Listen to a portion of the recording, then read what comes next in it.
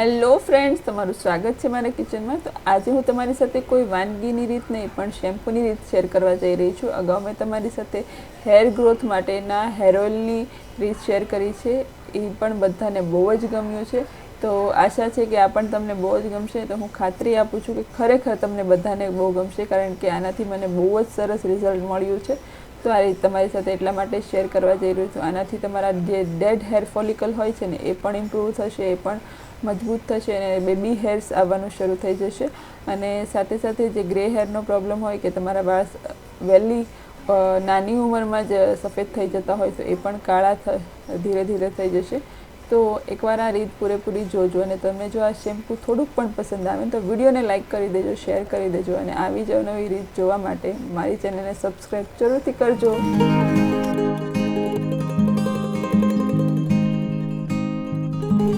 તો શેમ્પૂ બનાવવા માટે સૌપ્રથમ મેં અહીંયા લીધા છે 100 ગ્રામ જેટલા શિકાકાઈ જે છે એ ડેન્ડ્રફને કંટ્રોલ કરે છે, એટલે કે ખોડો નથી થવા દેતો. અને સાથે સાથે જે ગ્રે હેર હોય છે એને કાળા કરવામાં મદદરૂપ થાય છે. અને ખરતા વાળને તો અટકાવે જ છે, તેમજ આપણા વાળના મૂળને મજબૂત કરવામાં પણ ઉપયોગી થાય છે. હવે આપણે લઈશું 150 ગ્રામ જેટલા અરીઠા. અરીઠા પણ બહુ જ ઉપયોગી હોય છે વાળ માટે. અરીઠા જે છે એ સ્કેલ્પને ક્લીન કરવાનું કામ કરે છે. વાળને શાઇનિંગ અને સ્મૂથિંગ, એટલે કે એકદમ સોફ્ટ વાળ બનાવે છે અને શાઇની વાળ બનાવે છે.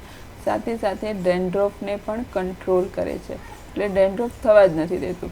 આ બંને જ વસ્તુ ડેન્ડ્રફને કંટ્રોલ કરે છે અને મૂળને મજબૂત કરે છે. એટલે ખરતા વાળ ઓટોમેટિકલી બંધ થઈ જશે. આપણા વાળના મૂળિયા જેટલા મજબૂત હશે એટલે આપણા વાળ ખરતા અટકી જશે.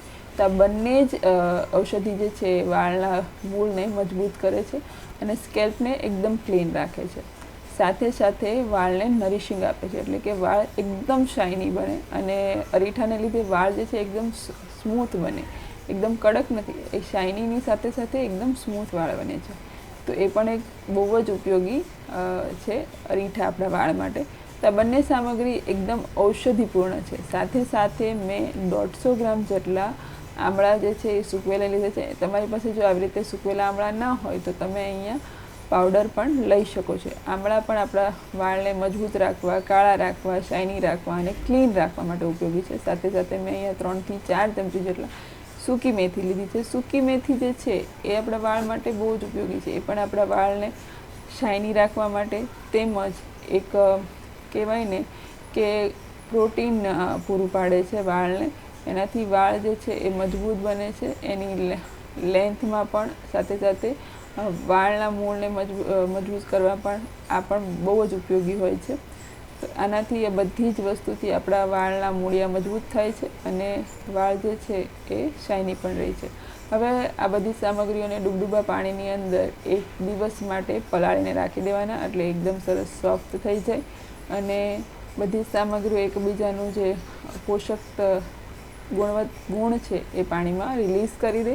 તો 1 થી 1.5 દિવસ માટે પલાળી દીધા બાદ આપણે એક મોટા વાસણની અંદર આને ટ્રાન્સફર કરી દઈશું. તો પાણી જે છે મેં પહેલાં 1.5 થી 1.5 લીટર જેટલું એડ કર્યું હતું, તો ફરી એટલું જ પાણી હું અહીંયા પાછું એડ કરી દઈશ અને આ બધી સામગ્રીઓને ગરમ થવા આપણે મૂકી દઈશું. તો ગેસની ફ્લેમ આપણે અહીંયા મીડિયમ રાખવાની છે અને તમે જોઈ શકો છો ફીણ એકદમ સરસ નીકળે છે. અને ખાસ તો અહીંયા એ ધ્યાન રાખવાનું કે આ બધી જ વસ્તુ આવી રીતે સોફ્ટ થઈ જાય ને ત્યાં સુધી એને પલાળવા દેવાનું. તો 1 થી 1.5 દિવસ લાગશે અને તમે જોઈ શકો છો આવી રીતે ફીણ પણ વળે છે. અને હજી આપણે બીજી વસ્તુ પણ અહીંયા એડ કરવાની છે જે આપણા વાળ માટે બહુ જ ઉપયોગી હોય. તો આવી રીતે બધા સરસ એવા ફીણ વળે ને ત્યાં સુધી આપણે એને પલાળવા દેવાનું છે. તો હવે આપણે ગેસ પર આ તપેલાને ચડાવી દઈશું. ત્યારબાદ આપણે 3 થી 4 ચમચી જેટલી અળસી એડ કરીશું. તો અળસી જે છે એ વાળને એક કહેવાય ને કે રક્ષણ પૂરું પાડે છે, એકદમ કેરેટીન જેવું, અને શાઇની બનાવે છે વાળને. તો તમે અળસીનું પ્રમાણ તમારી રીતે ઓછા વધુ કરી શકો છો. મેં 3-4 ચમચી જેટલું જ ઉમેર્યું છે. અને ઉકળતા પાણીની અંદર આપણે બીજું સાથે સાથે એલોવેરા એડ કરીશું. એલોવેરા જે છે એ સ્કેલ્પને કહેવાય ને કે ચોખ્ખું રાખે છે. એનાથી ઇન્ફેક્શન નથી થતું વાળમાં, ડેન્ડ્રફ નથી થતું અને ખોડો કે કંઈ પણ ખંજવાળ નથી આવતી. અને આપણા વાળ જે છે એકદમ સરસ ક્લીન થઈ જાય છે, શાઇની થાય છે અને રૂટ્સ પણ આપણા મજબૂત થાય છે. તો અહીંયા કોઈ કેમિકલનો ઉપયોગ નથી કરી રહ્યા, એટલે આપણા વાળને મજબૂત રાખવા માટે આ બધી જ વસ્તુ બહુ જ ઉપયોગી છે. પછી આપણે જાસૂદના ફૂલનો પાવડર એડ કર્યો છે 2 ચમચી જેટલો. જાસૂદ જે છે એ આપણે વરદાન રૂપ છે આપણા વાળ માટે, તો એને પણ મેં અહીંયા ઉપયોગમાં લીધું છે. અને આ બધી વસ્તુને 20 થી 25 મિનિટ માટે લો ફ્લેમ પર થવા દેવાનું, એટલે એકદમ સરસ સોફ્ટ થઈ જશે. હવે આપણે ગેસની ફ્લેમ બંધ કરી દઈશું અને આપણું શેમ્પૂ જે છે એ ગાળવા માટે તૈયાર છે. પણ હા, અત્યારે જે છે એ શેમ્પૂ બહુ જ ગરમ છે, એટલે થોડું ઠંડુ થશે પછી આપણે એને અડીશું. તો ઠંડુ કરવા માટે મેં અહીંયા એક ટ્રે બરફની એડ કરી દીધી, એટલે આપણે સરસ રીતે ફટાફટ ઠંડુ થઈ જાય અને આપણે મસળીને બધું જ શેમ્પૂને ગાળી શકીએ. તો એક મોટી ટ્રેને આવી રીતે બરફની અહીંયા એડ કરી દઈશું, એટલે હલકું ઠંડુ થઈ જાય અને આપણે એને સરસ મસળીને બધું જ શેમ્પૂ ગાળીને અલગ કરી શકીએ. તો આ જે શેમ્પૂ છે ને બહુ જ ઉપયોગી છે, બહુ જ કહેવાય ને કે બહુ જ તમારા વાળ ખરવા મળે ને ત્યારે પણ આ શેમ્પૂ ઉપયોગમાં લો ને તમને 1 મહિનાની અંદર જ તમને આ રિઝલ્ટ આપી દેશે. હા, ખરતા વાળ એકદમ ઓછા થઈ જશે અને જે આગળ જે તમારી હેરલાઇન્સ હોય ને ત્યાં પણ જો ડેડ હેર ફોલિકલ્સ હોય, જ્યાં કે તમારા વાળના મૂળ જે ડેડ થઈ ગયા હોય ને ત્યાં પણ તમારા નાના નાના વાળ આવતા થઈ જશે. એની કેમ કે આ રિઝલ્ટ મને મળ્યું છે, એટલે હું તમારી સાથે આ વાતને શેર કરું છું. તો હવે આ બધા ઇન્ગ્રીડિયન્ટ્સને થોડું થોડું પાણી એડ કરતા જઈને મેં ટોટલી અહીંયા 2 લીટર જેટલું પાણી ઉપયોગ કર્યો, એટલે 2 લીટર જેટલું શેમ્પૂ મને આમાંથી મળ્યું છે. અને માત્ર ને માત્ર આ શેમ્પૂ બનાવવામાં માત્ર ને માત્ર મને 100 થી 125 રૂપિયા જેટલો જ ખર્ચો થયો છે. અને આ શેમ્પૂ 2 લીટર જેટલું બનીને તૈયાર થયું છે. અને તો તમારા ઘરમાં 4 થી 5 જણા હોય તો પણ આ શેમ્પૂ 2 મહિના આરામથી વાપરી શકો છો.